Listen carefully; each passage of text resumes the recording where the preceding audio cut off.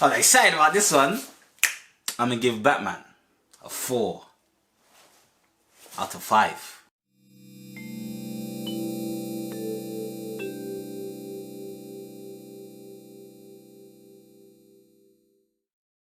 Batman. The vigilante superhero of Gotham City. If you lot don't know what Batman is about, quick synopsis. Pretty much, well, in the eyes of the police force, he's a vigilante. But in the eyes of many others, he's a superhero. Yeah, just pretty much protecting the city of Gotham City from bad guys. That's pretty much it that you need to know. If you haven't watched Batman before, I recommend you to go and watch it. And for you know what, usually I say this part at the end, but I'm gonna say this now. If you haven't seen Batman, even though it came out today, well in the UK, go and watch it please. Batman was so flipping amazing. And in my opinion, I think this might be one of the best movies of 2022. I don't know, I might be speaking too soon because, you know, 2022 pretty much just started. And Morbius, I don't even know, bro. Morbius, I think it's Morbius, I don't really give a damn. But yeah, that film's coming out and that looked Morbius, that looked amazing. Morbius looks freaking amazing. So, I might be talking too soon, but personally for me, I feel like Batman for me might be the best film of 2022. Yeah, I don't even know where to start, bro. Like, that film was amazing. As you can tell, I'm in my jacket, you know what I'm saying, in my 250 grand chain, you know what I'm saying? Yeah, it's not 250 grand, but this came out from the cinema now. It was flipping stupendous. It was espalocious. It was ferocious. It was amazing. It was iconic, bro. You know what, yeah? I didn't know how, you know, I'm not even gonna lie, bro. Like, I thought to myself, Robert Pattinson was a great character for Batman. And he did an unbelievable job. But we'll get into the characters later. The storyline was top notch, even though you pretty know what it wasn't predictable because there were jaw-dropping moments. Like, I don't even really drop my jaw like that when I'm watching films. But I dropped my jaw 2 times, and that was because of the Riddler. Flipping out, the Riddler was my favorite character. Favorite character of the movie. And you know what, yeah? When I was watching the Riddler, it made me think of a time back in the day where, so I don't know who I watched a Marvel movie with, but they said, you know what?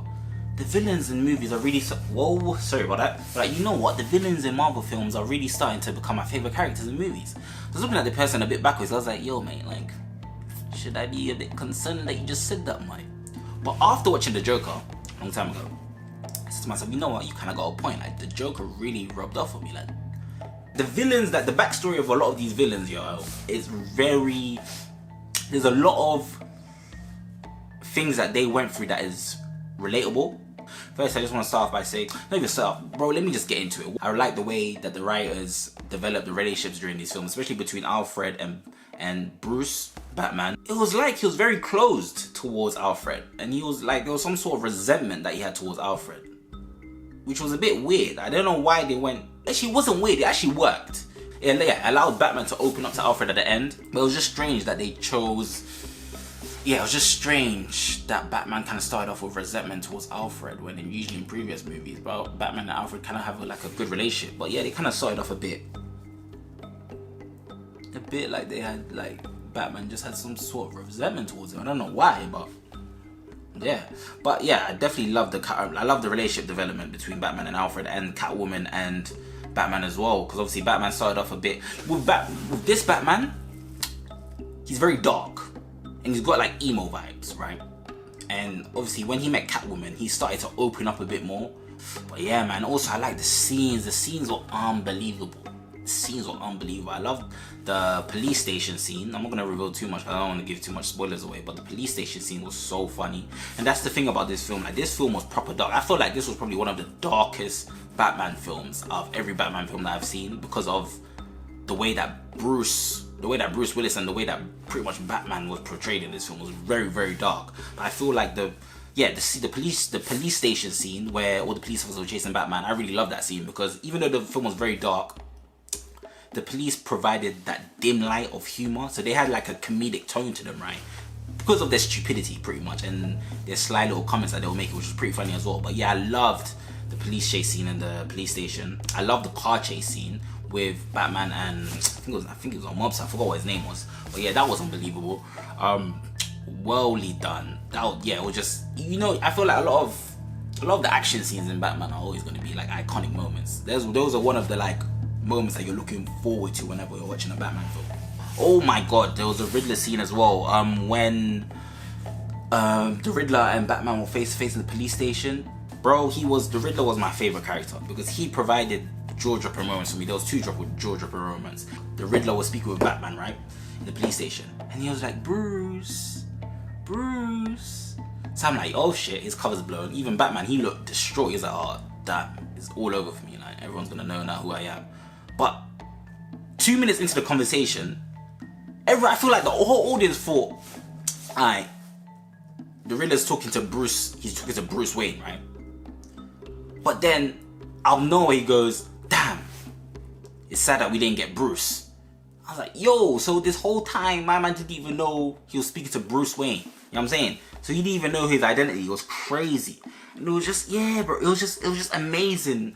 How, it was just, bro, the Riddler's before, what's his name? What's his actual name? Paul Dano. He flipping well done, bro. Your performance was amazing. And I realized I just love vigilante movies. Flipping love them. I just love vigilante movies. Yeah, I really do. It was amazing, bro. Like, it was just flipping amazing. It was amazing. Like, you lot need to go and watch this. It was very dark. I don't think I even have any critiques about this film. Actually, this isn't really a critique, but at first I wasn't really feeling it on how they presented Batman, because like I said, this Batman film was very dark. Like the last Batman, he had a bit of a comedic tone to him, but this Batman was very like serious, borderline depressed, and was giving off emo vibes. And it was very close as well, even towards Alfred, which I was a bit confused, like where did this resentment come from? Like, because like I said, usually in the past Batmans, there's always been some sort of like